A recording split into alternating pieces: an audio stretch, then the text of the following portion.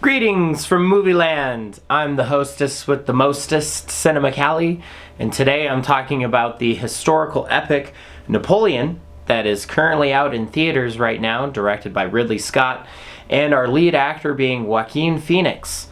And coming out of this movie, I was not expecting what I thought about it, or ended up thinking about it. It wasn't as great as I wanted it to be. I'm just going to come right out the gate and say that this is not what I thought this film was going to be. So the running time is 2.5 hours. And going into that, I thought this was the full thing. And then after I ended up seeing it, I did a little research and found out that this was originally supposed to be 4 hours. Boy, does that show.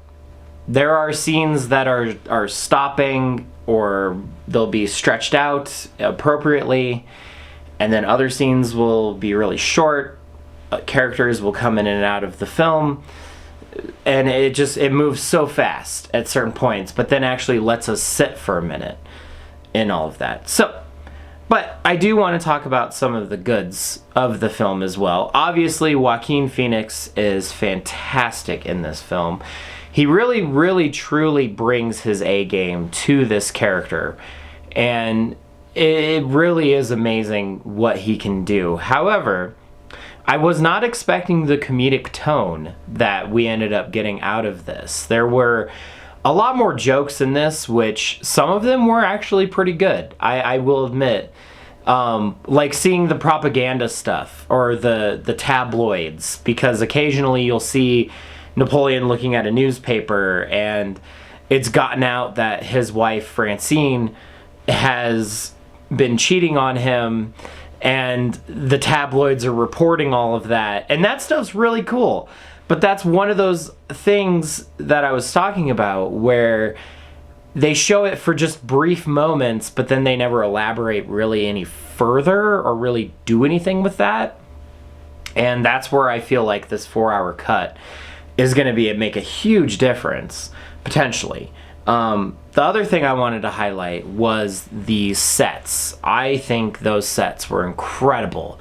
You could definitely tell there were some green screen on them, and that they built the main part of the set where the actors actually were, but then you could probably, the rest of it had a big screen behind it. However, I loved it. It was so cool seeing actual sets, and I really hate that this is a thing now that we have to talk about.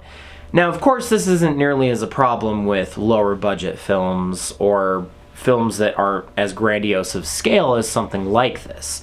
And I feel like this is kind of one of those double-edged swords of higher budget films that sometimes they would just rather shoot it in a warehouse with a handful of extras or leads, and then just have it be a very small warehouse, and then the rest of it we're just going to CGI in later.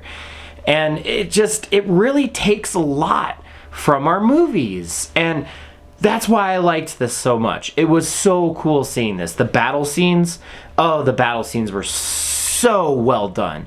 And I do want to highlight in particular the winter battle that you do see in the trailer. That battle is exhilarating to watch. It is very well shot. I mean, the scenes look incredible as well.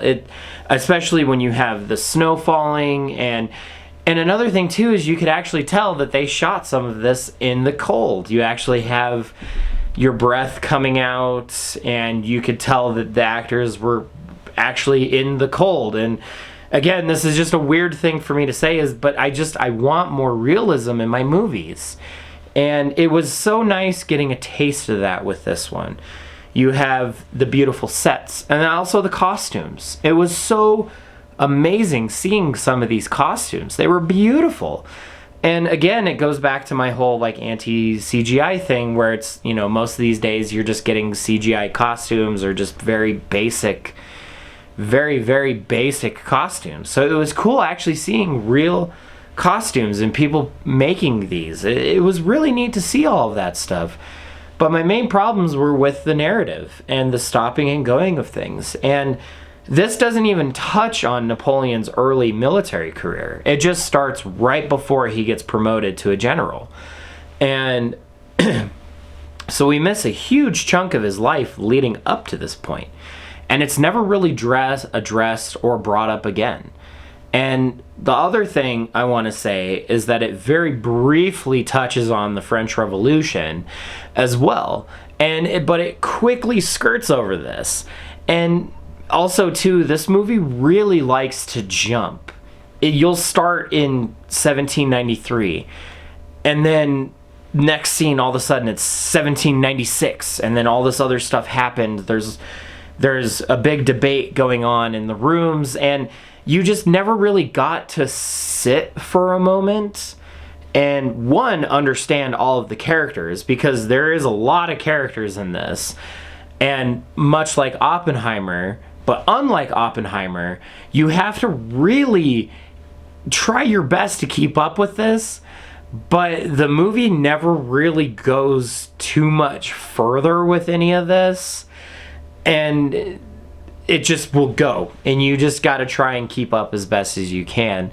And like one thought I had after leaving the movie was, as I was sitting there thinking, I was like, if I were to just read the bare script, just the script, nothing else, I don't know what the movie looks like, I don't know nothing, the historical side of it would really kind of come off like I'm just reading a Wikipedia page on Napoleon. And we just have to keep moving. And that's where I feel this movie really falls short, is there's a lot of really good stuff in here. Really good stuff. But it never does anything with it, or it moves so fast past it and all of that. And of course, spoilers, the end of his life is like 5 minutes, or even that. It just quickly glosses over all of that stuff. And it just blew my mind how at some parts of this movie we really got to sit in scenes and we got to really explore the relationship between Napoleon and Francine and everything. But it never really went any further than that. Or Josephine, my bad. So we got to explore some of that, but then it would quickly be glossed over. And then it felt like the movie wanted to, at points, it felt like it wanted to more explore Napoleon's love life and what his life was like off the battlefield, which, yes, is very interesting.